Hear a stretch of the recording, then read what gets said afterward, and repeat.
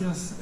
Mi nombre es Denis Petri, como ya lo dijeron. Quiero también sumarme a los agradecimientos, agradecer aquí al CIS por recibirnos aquí hoy y también a Benaibrit por patrocinar este evento. Y sí, el profesor Jonathan Fox tiene un doctorado de la Universidad de Maryland en Estados Unidos y es catedrático en la Universidad de Bar Ilan en Israel, en el Departamento de Ciencias Políticas, donde también dirige un programa muy importante que es el programa de Religión y Estado, y está en Costa Rica en estos días. Hoy nos acompaña con este tema porque se discrimina a los judíos, y mañana va a estar hablando en la Universidad Nacional a las 3 de la tarde, donde expondrá sobre política religiosa en el mundo, que realmente es su especialidad. Entonces, quiero agradecerle a él también por estar aquí, agradecer a su institución, la Universidad de Bar Ilan, y darle la bienvenida. Profesor Fox, por favor, escuchamos. Bienvenido.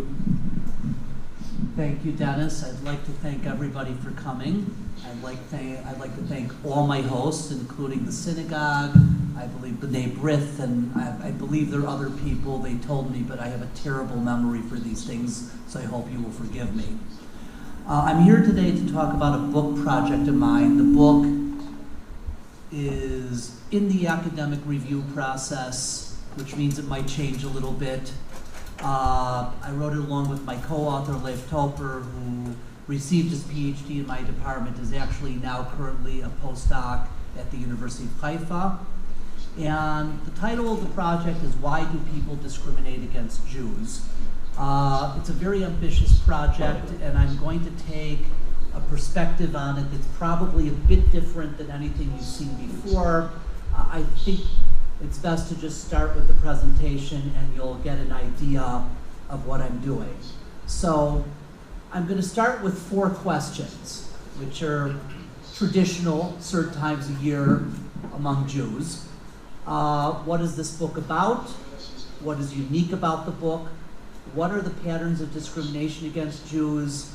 And what are the causes of discrimination against Jews? And by the end of this talk, I hope you'll have an idea of the answers to these 4 questions.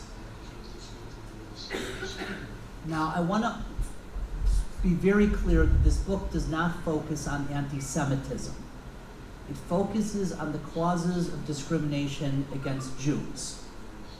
They are not exactly the same thing, but obviously the causes of discrimination against Jews are relevant to the topic of anti-Semitism.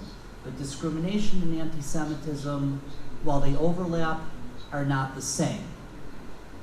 Anti-Semitism is a disputed concept. People do not agree on what it means. And it can be very difficult to discuss a topic when people do not all agree what you're talking about. Discrimination is much more easy to define and to agree upon what it means, mostly. Jews can argue, and academics can argue about anything. Anti-Semitism is specific to Jews. Only Jews experience anti-Semitism. Discrimination can happen to any minority. It's also possible to objectively measure discrimination while avoiding political and academic disputes. Again, mostly. Also, the concepts have different moral connotations, different, what we say in English, norm, in academias, they're different normatively. There are different norms involved in them. Everybody agrees anti-Semitism, whatever it is bad, and everybody agrees discrimination is bad, but anti-Semitism somehow seems worse. But I'm going to be talking about discrimination, and at the end of the talk, I will bring it back to anti-Semitism. What are the implications? Now, having said that, it's almost impossible to discuss discrimination without discussing anti-Semitism. So to the extent I have to address it, I use the International Holocaust Remembrance Alliance definition of anti-Semitism. This is an internationally recognized definition. I put it up on the screen just so everybody can see it. you have trouble reading through the English quickly, don't worry about it. It's all over the internet. I'm sure there's a Spanish translation somewhere. It's not so important for my research. It's just there so I have it. Now, I'd also like to be clear, I take no stand on how anti-Semitism is defined, but how anti-Semitism is defined does not influence the things I'm most interested in. For instance, what are the objective level of discrimination against Jews and how they are measured? I look for things that can be measured objectively, that different people looking at the same thing would agree on the measurements. This is a standard, it's a standard way to do that in the academic endeavor of measuring things. You would like some sort of standard that two different people would agree on how that standard is applied. The causes of discrimination are not dependent on what the anti-Semitism is, nor how I measure the causes of discrimination. So there's no aspect of the research part of this book where I'm looking to empirically determine the causes of discrimination which are in any way dependent on the definition of anti-Semitism. So let's all just set anti-Semitism to the side for the moment. We'll discuss discrimination. But I promise you I will bring it back to anti-Semitism in the end. But it's much easier to do that once you've talked about what you can measure objectively. I also take no stand on what types of action, speech, or discrimination are anti-Semitic. I just look at, is the discrimination occurring? Is the speech occurring? I also do not take any stands on what types of criticism of Israel are anti-Semitic. I just measure various types of criticism or dislike of Israel and look to see how that influences discrimination. Whether it's anti-Semitic or not doesn't influence the connection between criticism of Israel and whether that influences discrimination. It certainly has implications for our understanding of anti-Semitism, but it doesn't affect the relationship. Now, this screen I have mostly for academics because everybody wants to know all about the data. So I'm just going to state briefly, this is part of a larger project where I look at discrimination against pretty much every religious minority in the world. I found 771 religious minorities in 183 countries. 76 of those minorities are Jewish minorities, each one in a different country. This is pretty much every every country in which there's at least a few hundred Jews who live there permanently in a community and have children there. It doesn't include transient communities like, say, in China or Japan, where almost all the Jews are there for business for a fixed period of time and leave. This would be countries like Costa Rica, where people live here, they have a community here, the community continues from generation to generation. The data covers 1990 to 2014, and I will be discussing comparisons between discrimination against Jews and other religious minorities. I'm going to give you two definitions because I measure two types of discrimination. The first is discrimination by governments against religious minorities. And again, this is measured for all religious minorities, but today I'm going to be discussing mostly Jews. And what I look at specifically are restrictions placed on the religious institutions or practices of minority religions which are not placed on the majority. If the government restricts everybody, that is repression, not discrimination. And those neither is good, but they are different, and I'm focusing on discrimination. I actually look at 35 types, and I'll be discussing a few of them, but largely they include restrictions on practices, religious institutions and the clergy, restrictions on conversion and proselytizing, and several that don't fit into that category. So we use my personal favorite social science category, other. It's a very famous category. I also look at societal religious discrimination, and that is societal actions taken against religious minorities by members of a country's religious minority who do not represent the government. I have 27 specific measures, including economic, acts, speech acts, which that's not somebody saying on Facebook or to their friends things about Jews. This would be public figures making public statements about a minority that are negative, in this case Jews. Property crimes, you know, graffiti, stuff like graffiti, vandalism, stuff like that. Non-violent harassment, and several categories of violence. There's never really been anything like this before where we could look at the levels of discrimination against Jews across all countries other than Israel, where Jews can be found. In Israel, Jews are the majority, so I can't really look at discrimination against Jewish minorities in Israel, since we there are the majority. On the theory level, it's very interesting if you read the anti-Semitism literature and the political science literature on discrimination. The two, slower? I'm sorry. The two don't speak to each other very much, so I'm going to try to do a little of this to see what those who study anti-Semitism can learn from the political scientists, and what the political scientists can learn from those who do study anti-Semitism. I think both communities have what to learn from the other. So we'll start with a graph. This is the levels of discrimination by governments against religious minorities in Christian majority countries. Now, this black line in the middle is the average level across all minorities. This is Jews. These are Muslims and Christians. Discrimination against Jews is present, but lower than average.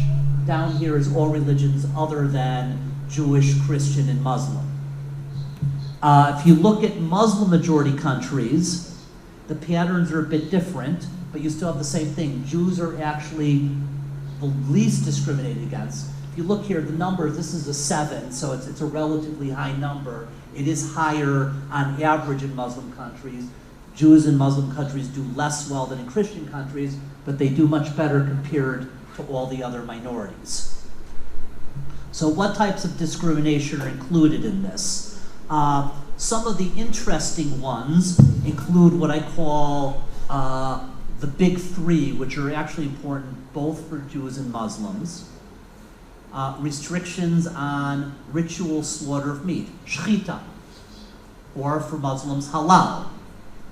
I list the countries where it's present. You'll notice they're all European countries. You don't find this very much outside of European countries.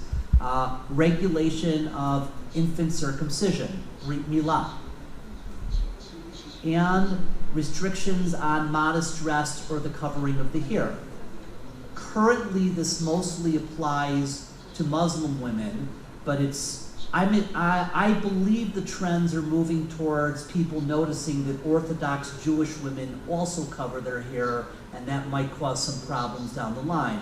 I very much hope I am wrong. Unfortunately, I don't believe I am. But if I am wrong, nobody will be more happy than me about that.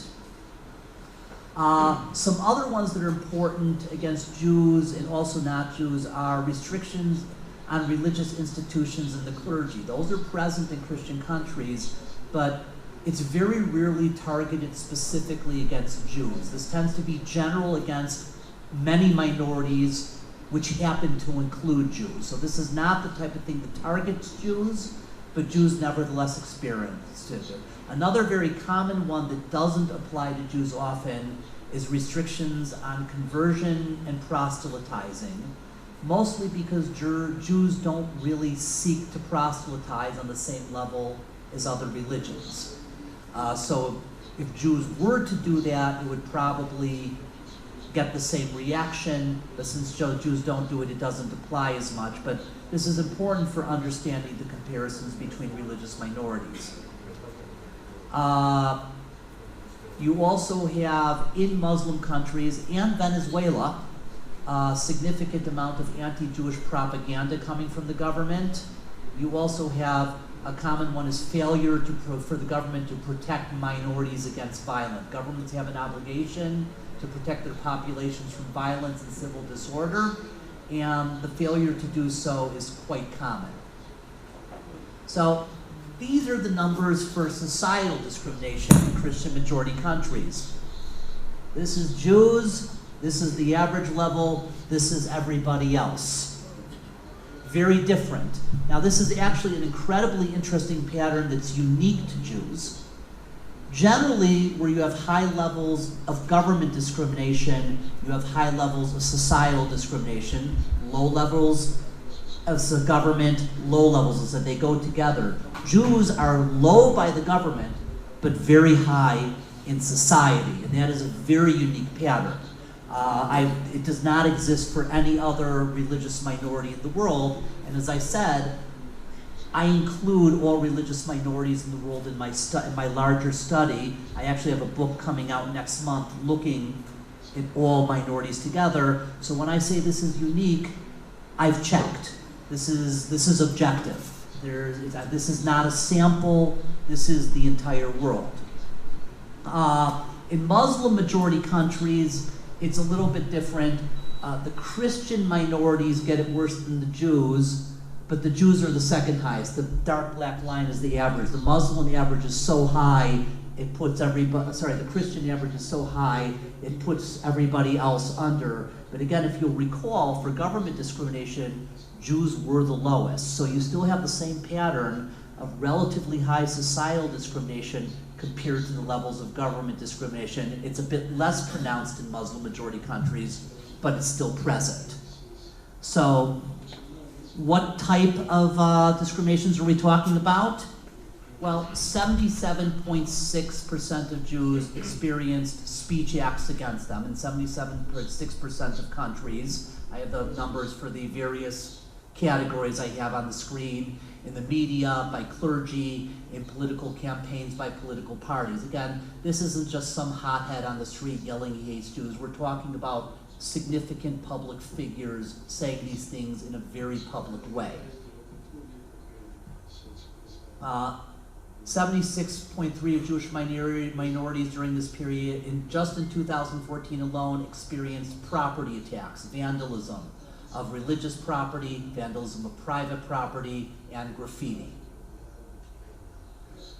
63.2% experienced nonviolent harassment. This includes general harassment, large organized anti-Jewish demonstrations, and 7.9% harassment so severe that it leads to significant emigration.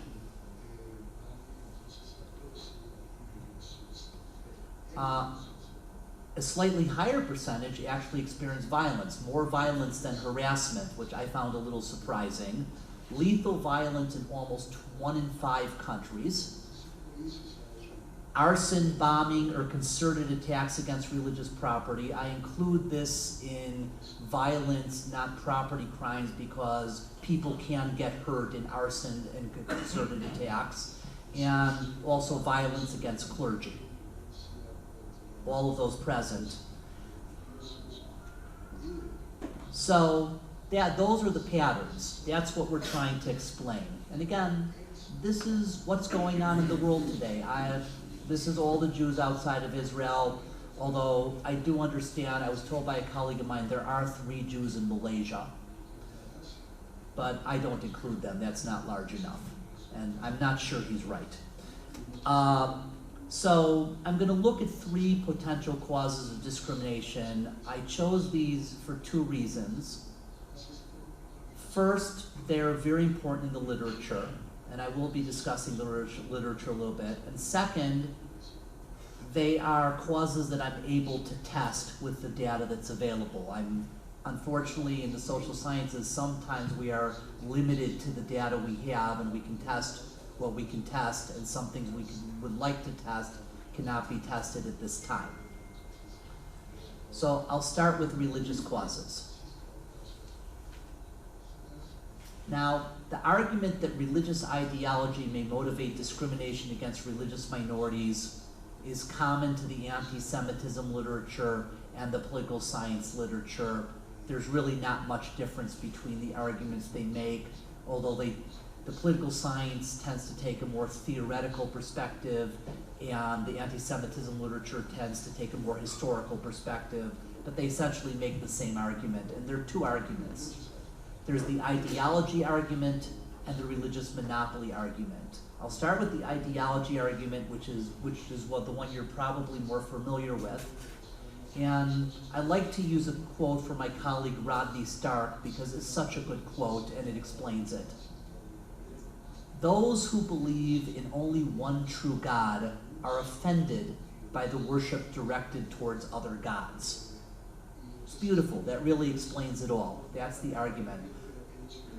So the goals of the discrimination are to perhaps rid a country of other religions, punish those who do not believe correctly, encourage members of other religions to convert to the correct one. Nothing new here to you. The religious monopoly argument is a little bit different. It doesn't contradict the ideology argument, it just takes another perspective. It asks the question, why would political leaders be supporting a majority religion and helping to engage in discrimination? Why would they be interested in doing this beyond ideology? And the argument is, it makes ruling a country, religion makes ruling a country easier. It improves morality. A more moral country will engage in less crime, which reduces the costs of law enforcement.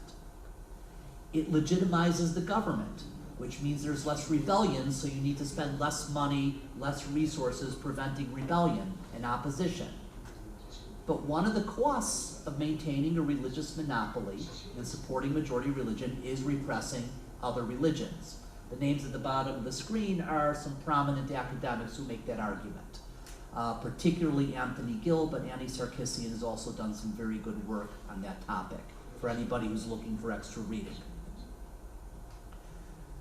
So, I can measure religious causes. How do I measure it? Well, I measure in two ways. The first way is surveys exist which measures how religious a population is. I use what's known as the World Values Survey. Every 4 years they do a survey in 60 or 70 countries. And some of the questions they ask measure religiosity. The two questions I use are, do you consider religion important in your life? And do you attend religious services? So for each country, I calculated the percentage of the population that considers religion at least somewhat important in their lives, and the percentage of population which attend religious services at least once a month. I can also measure how strongly a government is associated with religion. My project, I have a much larger project which looks at government religion policy, and one of the things I measure is the extent to which government supports religion. It's a complicated 52-part measure, which I'm not going to get into here, but anybody who wants to see it, I have a website where you can look at all of this. So just trust me that it measures the extent to which government supports religion. Many other academics use my measure for exactly that point. It's a widely used measure, mostly because it's the only one. Nice. It's always nice to have a little personal academic monopoly. It's very good for your career.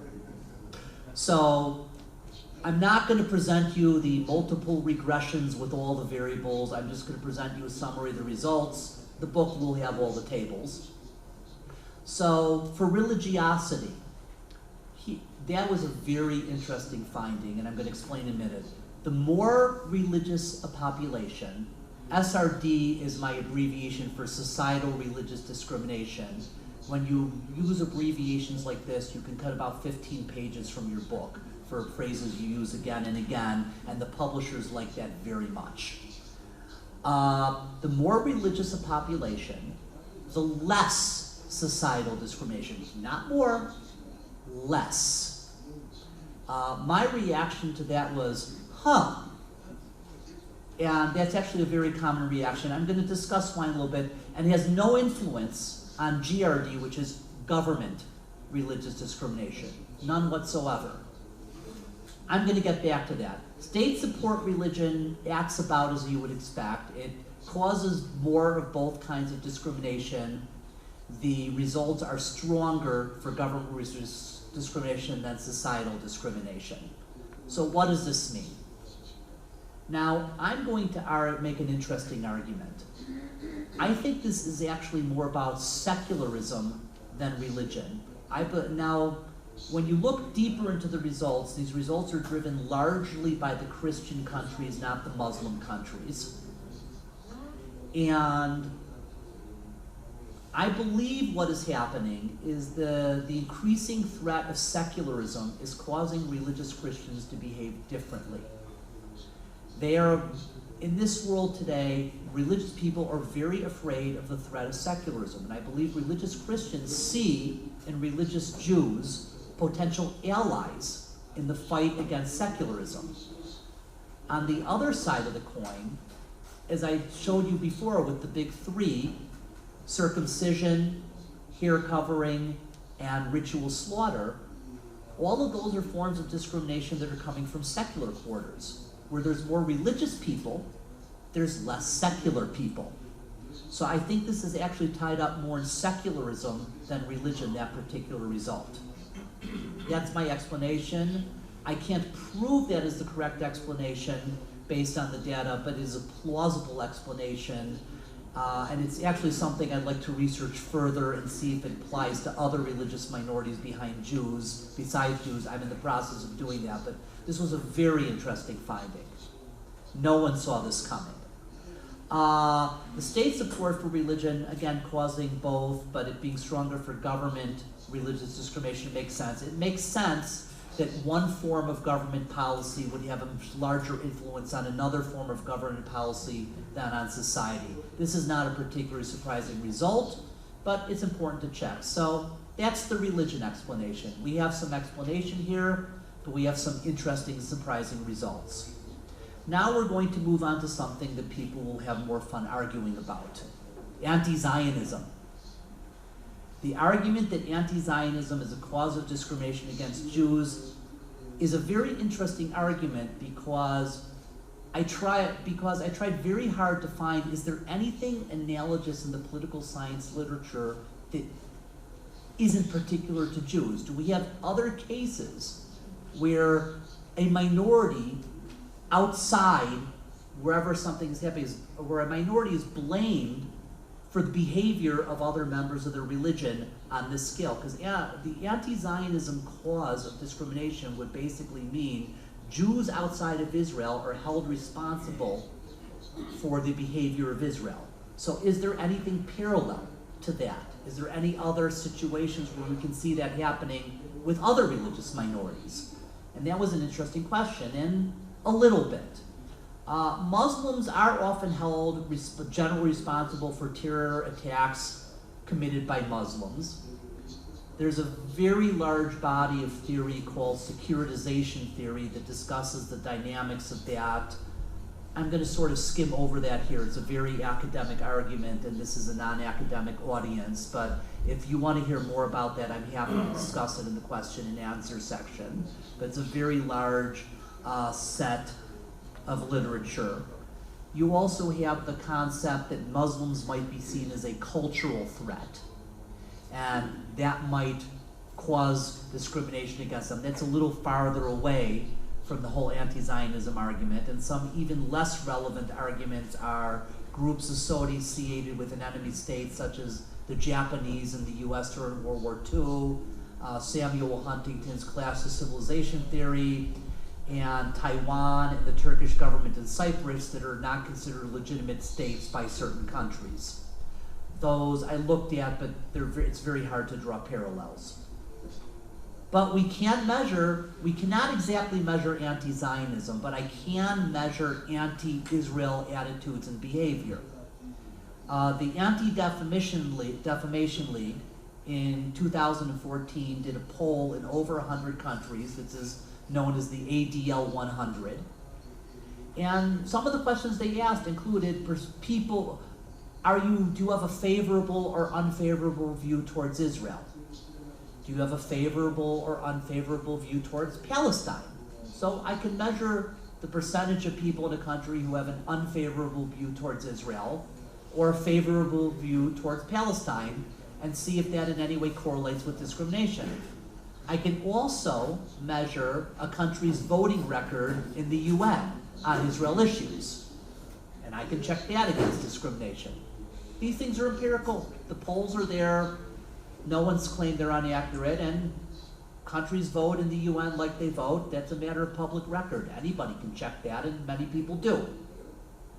But they don't put it to quite such a good evil use as me. I like to take it to the next step. Now, I want to be clear, none of these variables measure anti-Zionism. They measure dislike of Israel and support for Palestinians. So I want to be very clear about that. I'm not measuring anti-Zionism, but this is actually better because I'm just measuring if you don't like Israel, how does that affect behavior? And I don't have to get into that whether or not it's anti-Zionist or not. I can just put the whole anti-Zionism argument aside and look at treatment of Israel and how does that affect things, which makes things much more simple because it doesn't let you get out of it by saying, but being anti-Zionist isn't anti-Israel. And I go, so it isn't. I don't care. Correlations are still there.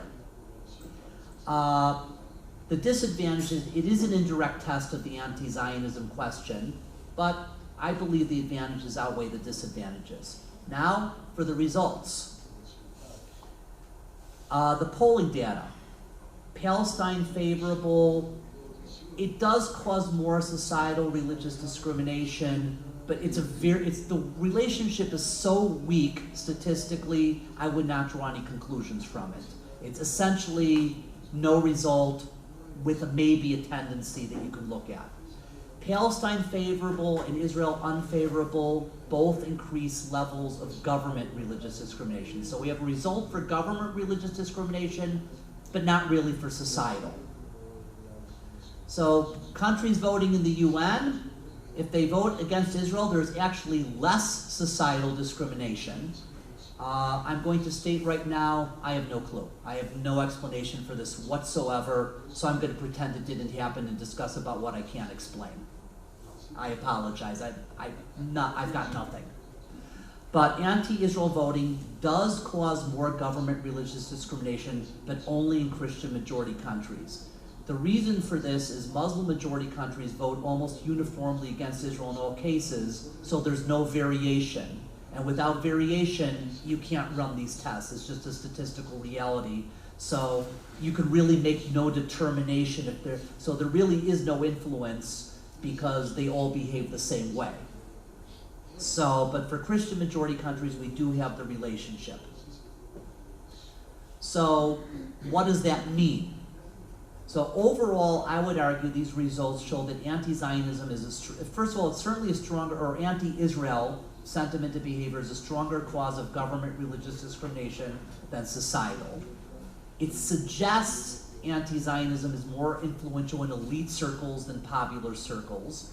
It's elite acts, speech acts which stigmatize Jews, but so far this seems to only influence government behavior, but not societal. It also contradicts the argument that any societal actions against Jews are motivated by anti-Zionism, even if people claim otherwise. So when people say bad things happen to Jews because of Israel, excuse my language, but I'm calling bullshit. Okay, with evidence behind me. And it feels so good to say that. So the final thing I'm going to test is even a little bit more fun. Conspiracy theories of Jewish power. Yes, how is he going to measure that? You'll see. But the basic argument is the more people believe in conspiracy theories of Jewish power, the more they will discriminate against Jews. And you think you know where I'm going with this, but I'm going to take it a slightly different road. Now, the types of conspiracy theories against Jews you all know. There's the world domination theme, controlling the media, finance, governments of specific countries, causing wars. We do all of that, apparently. We're very, very influential. There's the blood libels, both the traditional blood and the matzah thing, and the latest is the Israeli army and medics stealing people's organs for Jews. There's the well poisoning trope, which dates back to the time of the Black Plague, when Jews were accused of causing the Black Plague, first by poisoning wells, Then when it became clear we weren't poisoning the wells, it's because we were cursing the wells, which was difficult to disprove. And of course, the murder of religious figures, most famously Jesus, but there are conspiracies about theories about Jews being involved in the killing of Muhammad. So those are the classics. If we look at the literature on conspiracy theories, it's actually very interesting literature. I read up on it just for this book. I really read nothing on this beforehand, and almost all the studies outside the anti-Semitism literature actually more ask what kind of individuals would believe in conspiracy theories. They don't really ask questions like, well, if you believe in a conspiracy theory, well, what happens to the people who are the objects of those conspiracy theory, assuming it's not space aliens or the CIA, the first of which are difficult to find, and the second of which is difficult to actually attack. So, assuming the object of the conspiracy theory exists in the real world and is vulnerable, what does belief in them do to those objects? And no one's ever really looked into that. So this is actually an interesting study in more general conspiracy theories because I'm looking into that. If you also look in the ethnic conflict literature, there is a stereotype of the unfairly advantaged minority. And one of the most interesting examples is Donald Horowitz wrote a brilliant book called Ethnic Groups in Conflict. This is a 700-page book, mostly about ethnic minorities in Asia and sub-Saharan Africa. The word Jew, I checked, appears 2 or 3 times in the book. This is really not about Jews. But he has a list of the attributes ascribed to the advantaged minority. And he's talking mostly about Chinese minorities in Indonesia, Malaysia, Thailand, and Vietnam, a few other minorities, none of whom are Jews. But the list is very familiar. Enterprising, aggressive, money-hungry, shrewd, cunning, tribalistic, ambitious, miserly. And again, he's not talking about Jews here, but you have instances where there are other minorities that are actually perceived to a large extent the way Jews are. But these tend to be very specific cases in very specific places that don't tend to last over time, much less over millennia, as was the case with Jews. But there are some interesting parallels, and I found that interesting, and I think something could be learned from those parallels. I'm not going to get into that now, but I think something could be learned from it. There are many conspiracy theories that have nothing to do with Jews. There's a famous test in New Jersey where they found a ridiculous percentage of the population believed in some conspiracy, and almost none of them had to do with Jews. There was, of course, the Kennedy assassination, U.S. government spreading AIDS, delivering drugs to kill black babies. There was a lot of people believing in a Japanese conspiracy to undermine the U.S. economy. So conspiracy theories are not only relevant to Jews, they're much more broadly applicable. It's also important to understand people who believe in conspiracy theories when people believe in one are likely to believe others. Populists are more likely to believe in conspiracy theories, and conspiracy theories are resistant to empirical proof that contradicts them. Why? Well, the Jews are... Sorry. The reason there's no proof of the Jewish power is because we're so powerful, we eliminated all the proof. Now that is the reasoning. So it's very difficult to disprove these things, and all of that's sort of relevant to my results. There are also many recent conspiracy theories about Muslim. The most popular one is now replacement theory or white genocide, where Muslims are seeking to increase their population in the West and take over. Replacement theory also applies to Jews, except Jews are already there and controlling things. So it's different applications of the same theory, but Jews and Muslims are sort of in the same boat on that one with those people. So are conspiracy theories against Jews more common, pernicious, and dangerous? I don't know. But I don't need to answer that question to look to see how they influence discrimination against Jews. This is mostly up there because somebody always asks. I don't know. I have no way of testing that.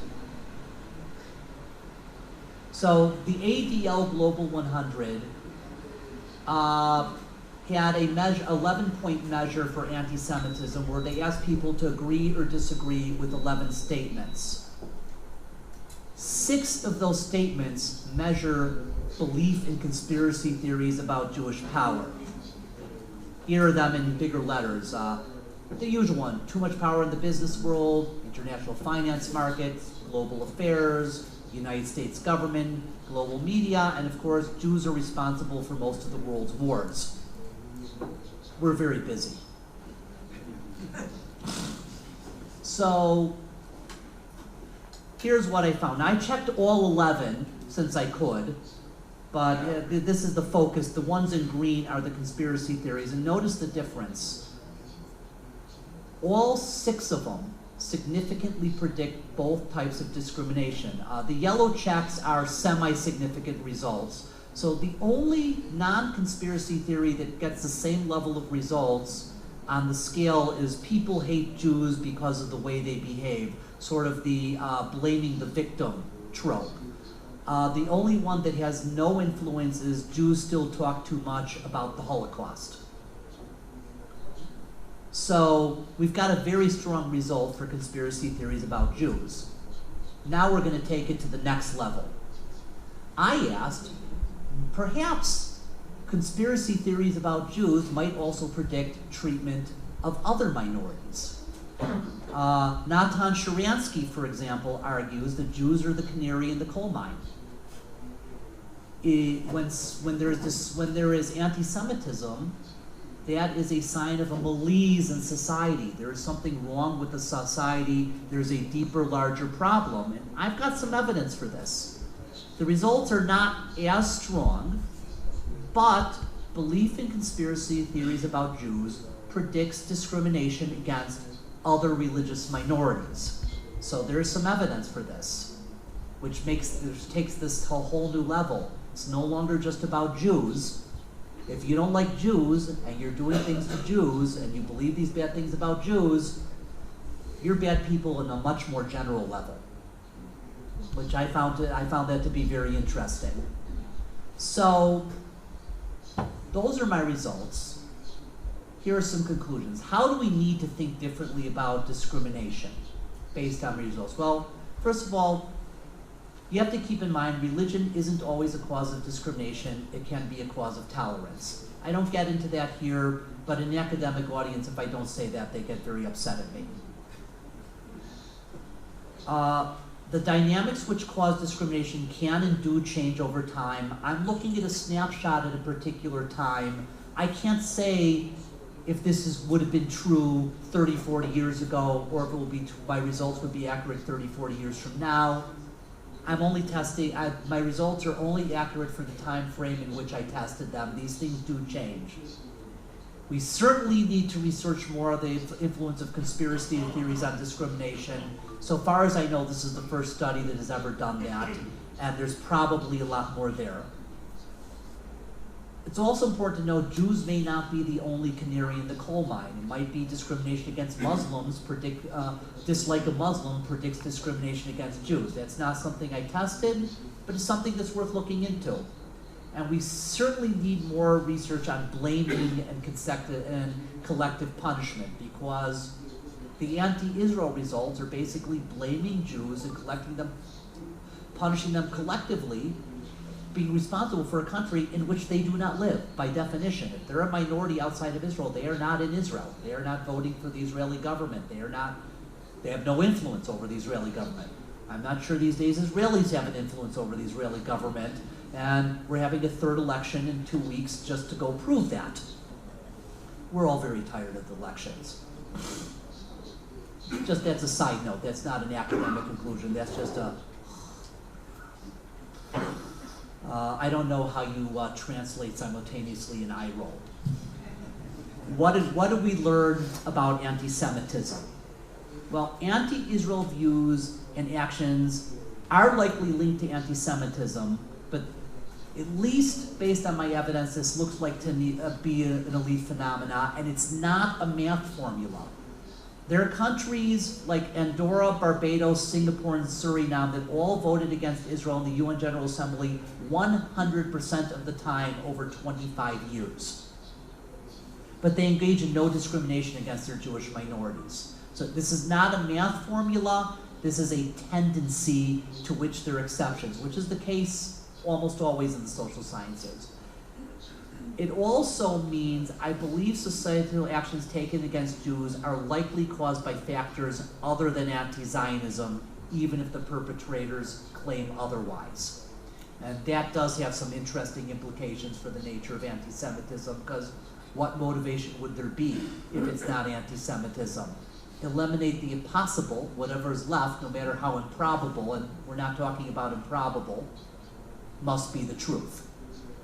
To quote Sir Arthur Conan Doyle speaking through Sherlock Holmes. Anti-Semitism has greater consequences when present among elites than when present in society. And tropes of Jewish power are clearly the most dangerous forms of anti-Semitism. I believe I've proven that. That's what I have to say. I hope you found it all interesting. I'm happy to answer whatever questions you have to the best of my ability. And thank you again for listening to me patiently.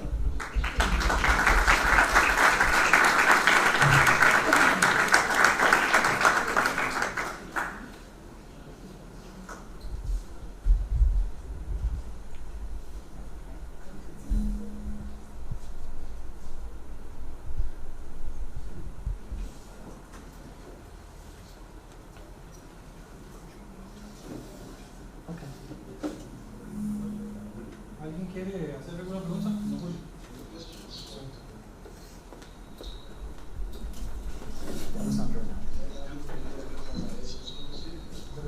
No sé si hacerlo hago en español.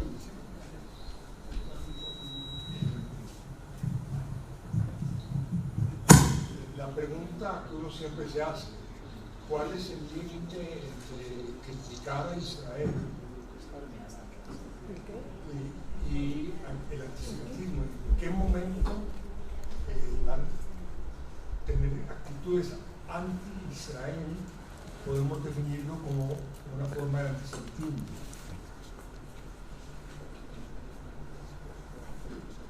Okay. That is what we call in Hebrew a machloket gedolim, a argument among the great rabbis. I tend to follow the International Holocaust Remembrance Alliance definition. So, blaming all Jews for the behavior of Israel, or exposing Israel to types of criticism that are not leveled against other states, is considered by the definition anti-Semitic, but criticism of the Israeli government that you might find of any other government isn't. Otherwise, about 2/3 of Israel would be anti-Semitic, because criticizing our government is a national sport. And very often performed at Shul during the Haftorah by the guy standing outside. Maybe something like that goes on here, I don't know. Una segunda cosa. El patrón de votación en Naciones Unidas, yo nunca lo he considerado muy importante, porque casi siempre tiene que ver con causas por razones políticas, tercermundismo, socialismo, las razones de consecución de puestos en Naciones Unidas,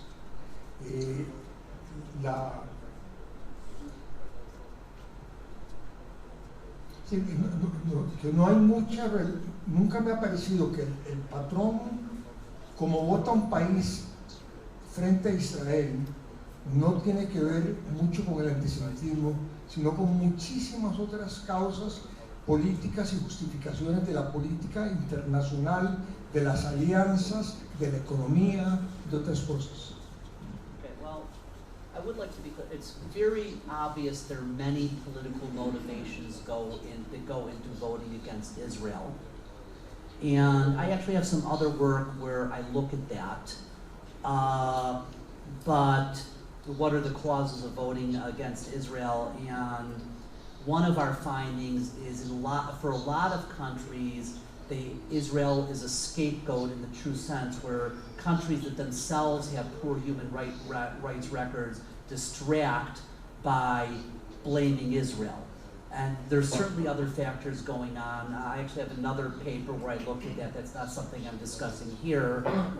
Dennis actually heard me present that paper in St. Louis last November. But again, I thought it was worth testing, and clearly there's something there because I'm getting a significant correlation. So the connection between feelings towards Israel and discrimination against Jews indicates that a dislike of Jews is certainly part of what goes into that voting pattern. I don't think anybody would claim it's an explanation for all of it. I certainly wouldn't make that claim. What part? I don't know. That's very difficult to sort out. You can say there's a connection, there isn't a connection with my methodology. How much, and you can test whether it's statistically significant or not, but exactly how much it explains, that's much more difficult to sort out. So I don't have an answer for that, but there's certainly something there.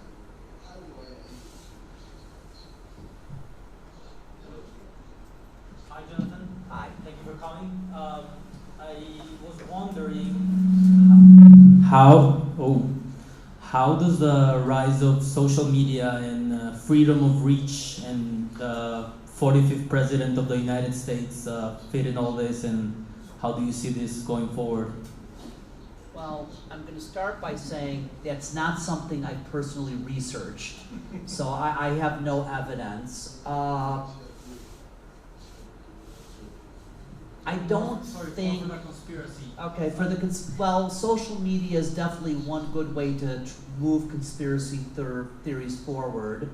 I do discuss in the book the role, what happens when elites support conspiracy theories. When elites support conspiracy theories, I haven't tested this personally, but the literature is very clear that when elites support conspiracy theories, this increases the belief in conspiracy theories. In fact, studies show the mere exposure to a conspiracy theory causes belief. They did a study, I forget which country they did it in, where they made up a conspiracy theory, something about events that never happened, and asked people what they thought about it, and they got a good percentage of people who were believing in the conspiracy theory that they just heard of because it was made up by the pollsters. So when you have a US president supporting conspiracy theories, that's going to increase belief in conspiracy theories. And if the objects of conspiracy theories are vulnerable to attack, that will probably increase the attacks against them. So it's not good. If they become more popular on the social media, more people will be exposed, more people will believe, also not good. Again, these are not things I tested, but that would be the logical consequence of the research that I have done. ¿Alguien más tiene alguna pregunta? Sí, yo. You mentioned. I just want to back you up. You know, we did a survey in this region on anti-Semitism and attitudes toward Israel at Gallup. And of course, the surprise that we had is that the most anti-Israeli governments in Central America, the ones that vote more against Israel, their populations are the least anti-Semitic and more pro-Israel, which are El Salvador, with the Faraondo Martí, you know, which is a leftist organization or party, and the Sandinistas in Nicaragua. And so that backs you up, I think. And of course, among all the different countries we studied, Costa Rica came to be the most negative, you know, against Israel. So that's.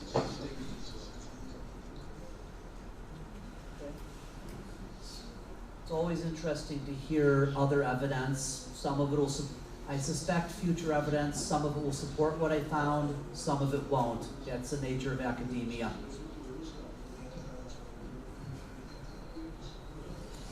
Hi. Given the fact that these conspiracy theories are more related to the economic power of the Jews, the Jew community, the minorities in these countries, have you thought of trying to find if there's any correlation between the income inequality in countries related to this discrimination against Jews?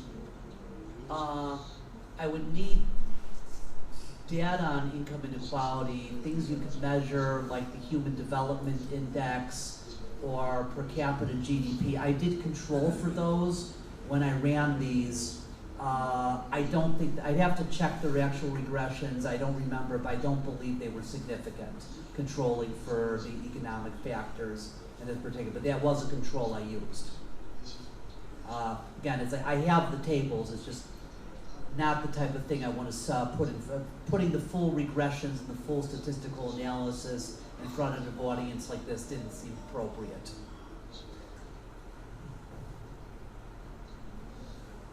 Yes, one.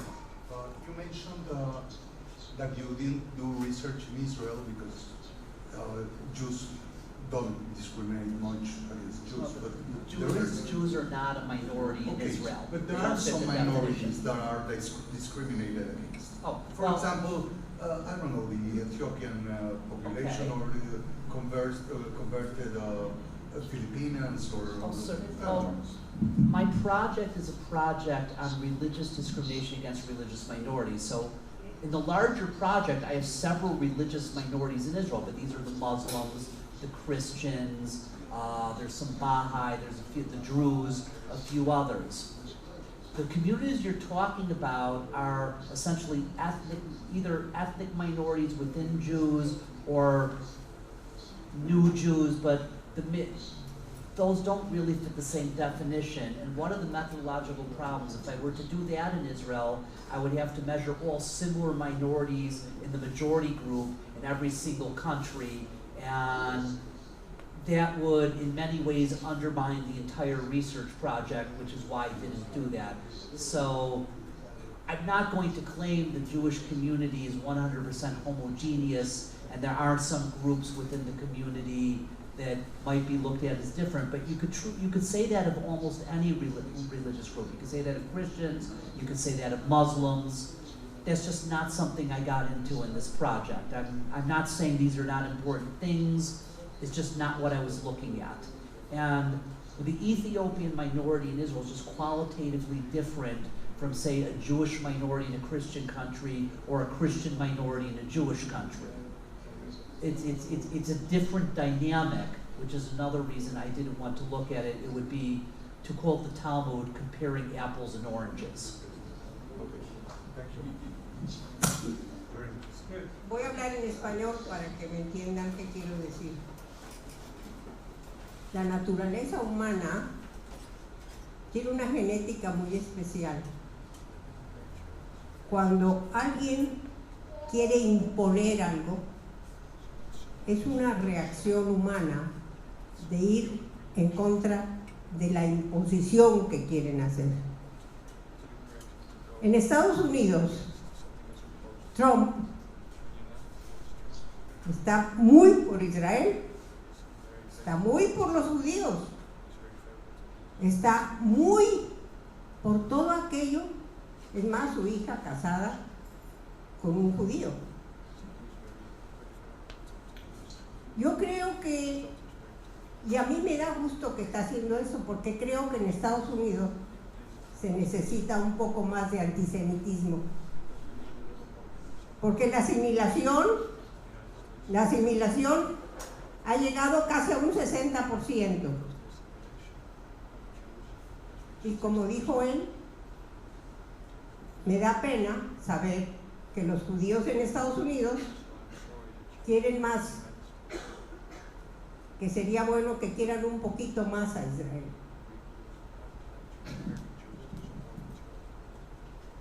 La pregunta es, ¿usted no opina exactamente lo mismo porque son diferencias humanas? Todo lo que es diferente a usted choca. Y eso es una causa del comportamiento de la gente. porque es diferente a usted. Entonces, eso también origina rechazo. Además, el hecho de que puede existir cierta envidia, ciertas reacciones al que le dicen que controla los medios, controla la banca, controla el gobierno. No controlamos nada realmente, pero que controla todo eso, eso produce un rechazo enorme en las poblaciones. Y esa es una de las causas del comportamiento en contra de los judíos. Ese es mi pensamiento muy claro.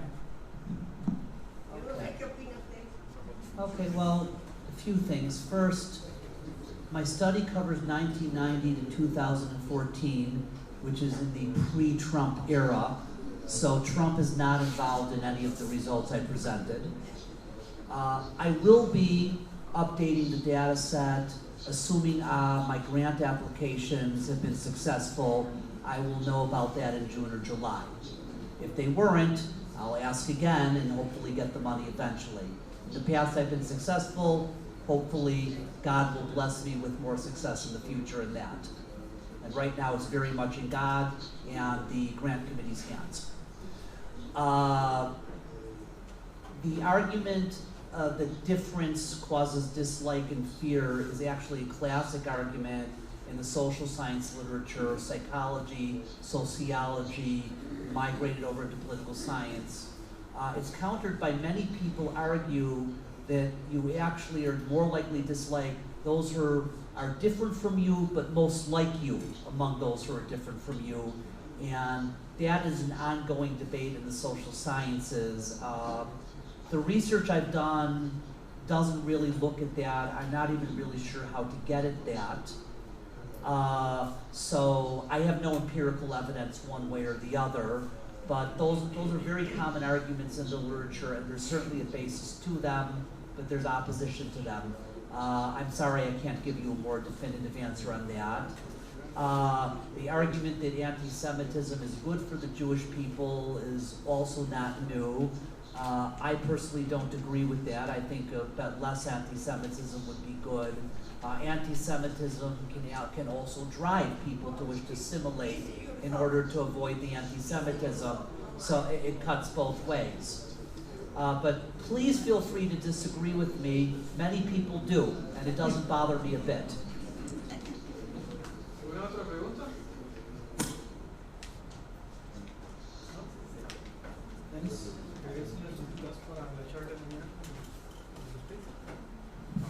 Por supuesto, bueno, entonces con esto concluimos. Les quiero agradecer nuevamente al CIS, soy un amigo del CIS, así me considero. Quiero agradecer a esta institución, a Benayrin también, a todos los amigos, en especial a Brian, a Silvana y todos los amigos que no puedo mencionar.